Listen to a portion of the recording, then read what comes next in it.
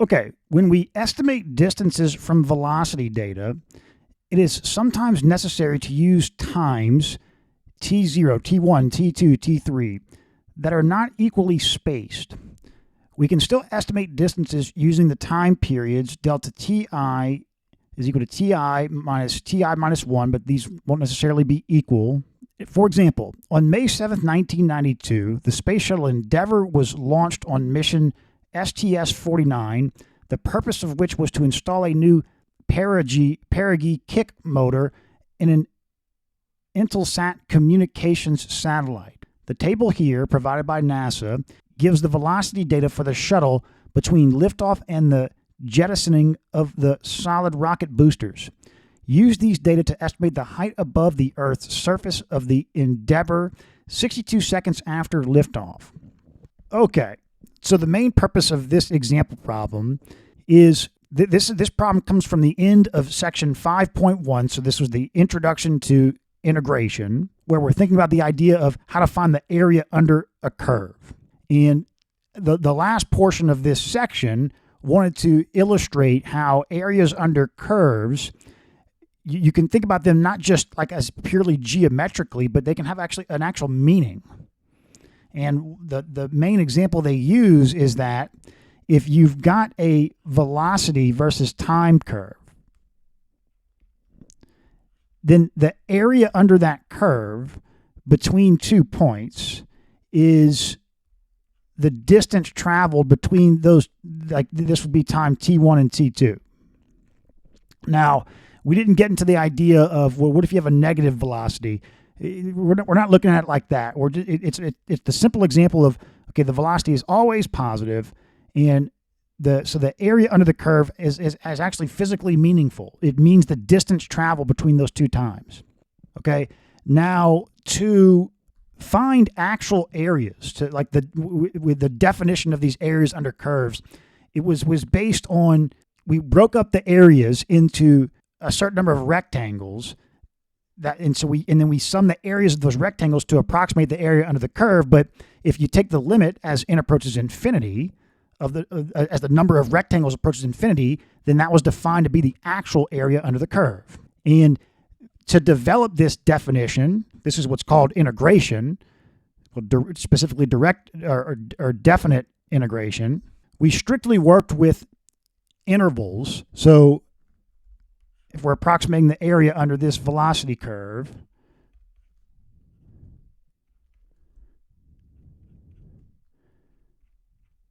we break it up into pieces that we can make rectangles. The interval, the widths of the rectangles were all the same. We never veered from that.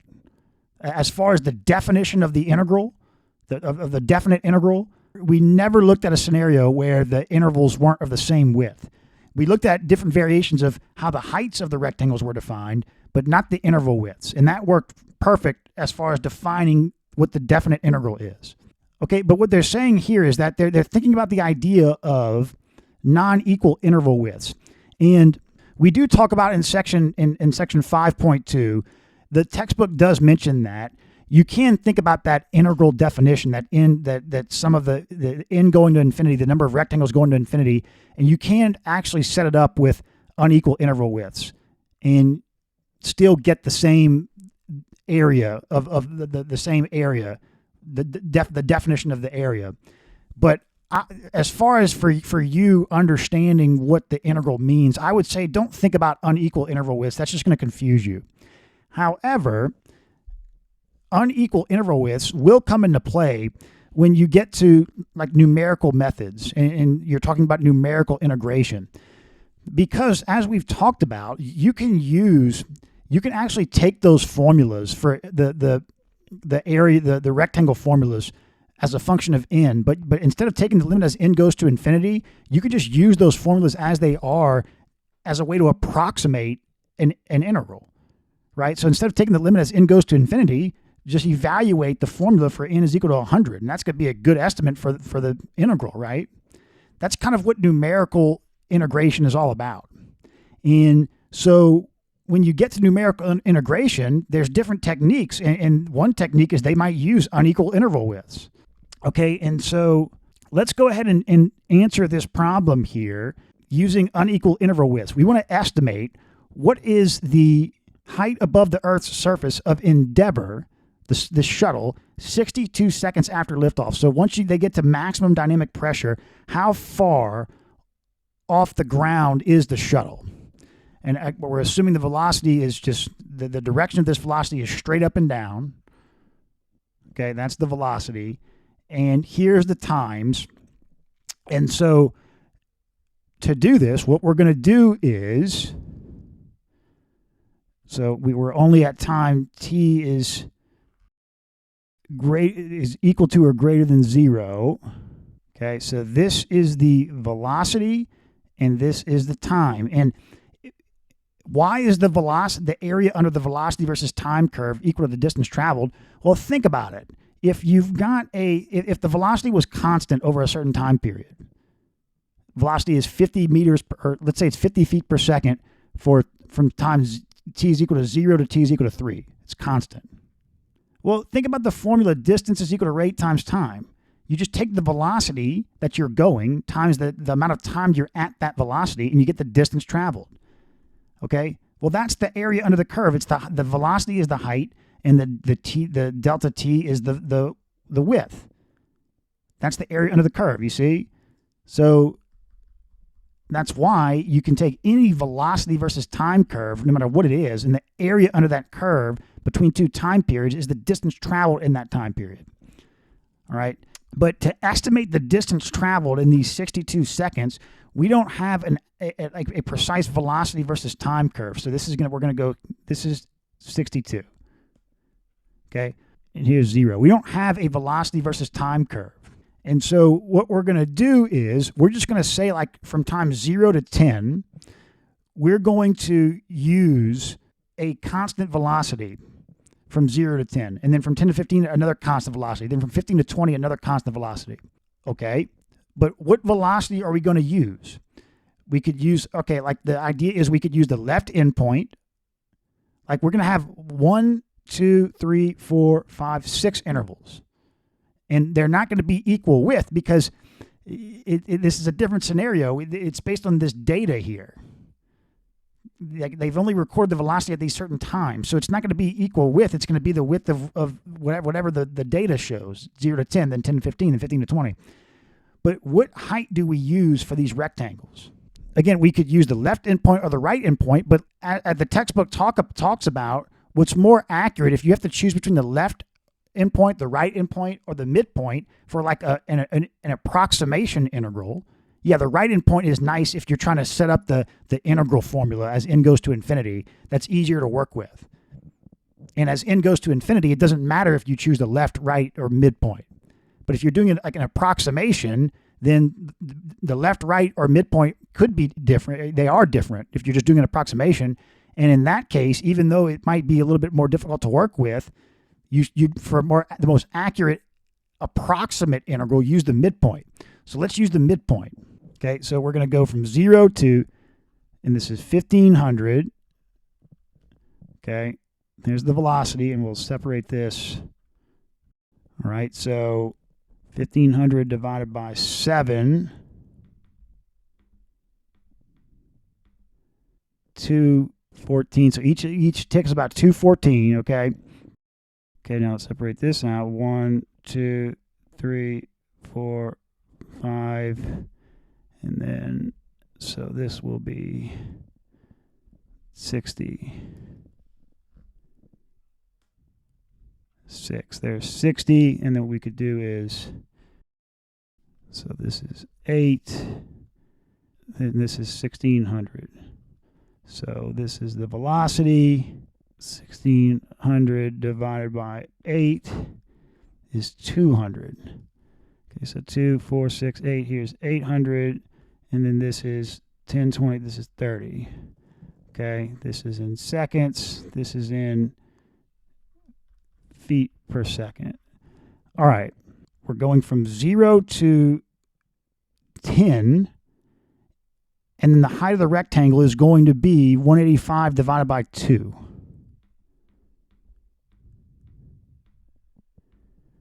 92.5. So This is 200, 100, so about right in here. So 92.5. Okay, now next we're going from 10 to 15, and in this time interval we're assuming a constant velocity of the midpoint between 185 and 319. So 185 plus 319 divided by 2 is 252. So 200, 300, so about right in there. We're assuming a constant velocity. Okay. Now, I mean, look, if you were working at NASA and you had to do this, like you might understand a lot more about what's going on in these intervals, and maybe you decide to do like, like we'll throttle to 89%. After the in-roll maneuver to throttle to 89%, you might safely say, well, I think the curve is going to be increasing. Like I can do like at 45 degrees is a good estimate. Like this is just like an illustration of the concept here. Okay. And so just remember though, like we're using this midpoint method, right? So what we're kind of saying is that we're making an assumption that the curve, the actual velocity curve, so the velocity starts at zero, at time zero, and it's doing something like this. That's what we're kind of assuming the velocity curve is. We don't know what it is. But you see how it goes through the midpoints? All right, so I messed that up. That's not right. This is 5 seconds. It goes from 10 to, this is 20, 10 to 15. So, all right, what was it? 252, so 200, it's 300, so 2, like that. Right? This is only 10 to 15. So we're assuming the curve is doing something like that. Okay. The next interval is from 15 to 20. And so here's 20. And then we're assuming a constant velocity between the midpoint between 319 and 447. So 319 plus 447 divided by 2, 383. Okay. So 2, 4.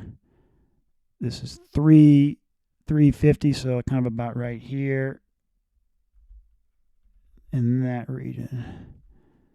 There we go. Okay, now from 20 to 32, the midpoint between 447 and 742.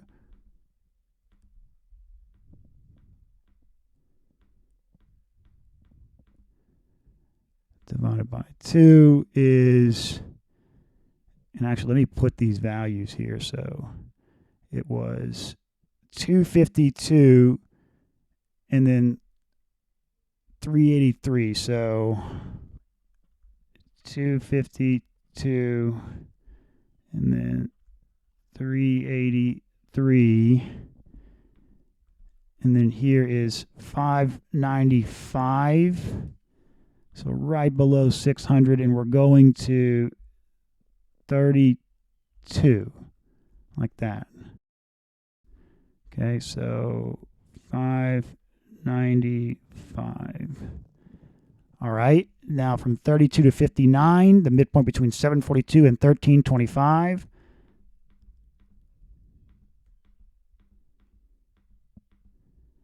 Divided by 2, 1034. Okay, so 1034, 8,000, 1,200, 1,100, so somewhere kind of in there. And then we're going to 30, 40, 50, 60, about there.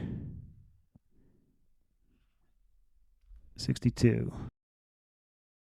Okay, and that was, so 1034. Okay, and so again, the idea is we're kind of assuming that the velocity curve is something like that. And well, actually, okay, well, let's do this interval here. So 62 to, well, yeah, this is kind of confusing because we need to get an idea of Yeah, so let me do 60, 70, 80, 90, 100, 110, 120, 130. Okay, 1445 and 4151.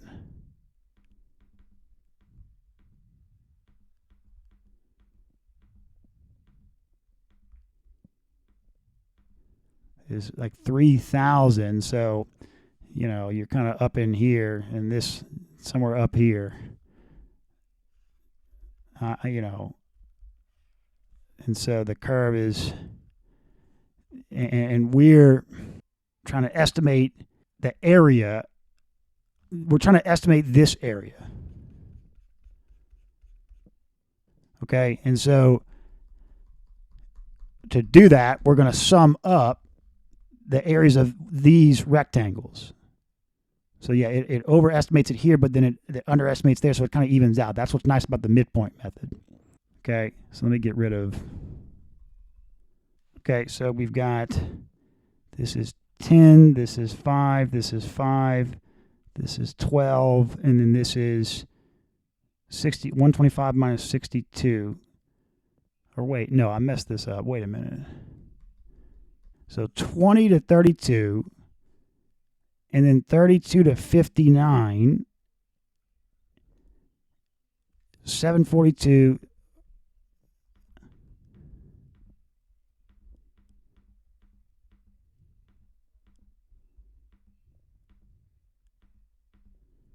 so 1034. Okay, 1034 would be, so 8, 1,000, 1,200. So right in here, 1034. And then from 59 to 62, so just a small rectangle, 1325, 1445. The midpoint between those two is 1375. So 1,000, 1,200, 1,400, 1,300. So right. Okay. Okay, so it's the sum of these areas that we're using to estimate a velocity curve that looks something like that. We'll extend a little bit. Okay, and so, okay, this is 10, 5, 5, 12, 27, and 3. Oh, and then this was, so 1375 was this height, and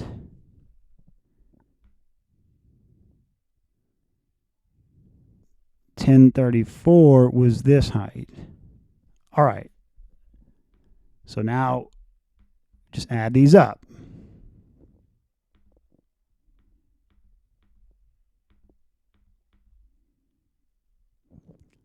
Plus 252 times 5 plus 383 times 5 plus 595 times 12 plus 1034 times 27 plus 1375 times 3. 43,283 feet.